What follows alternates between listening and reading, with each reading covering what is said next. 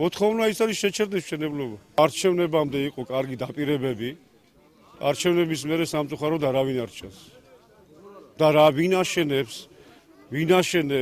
რა შენდება, მთავრობას ვთხოვთ, რომ გარგვარკვიონ. ღამით ჩუმად მოვიდნენ, ეს 4 თუ 5 ასეთი მაღალი ასწლოვანი ხეები დაჭრეს ბატონო და არაფერი.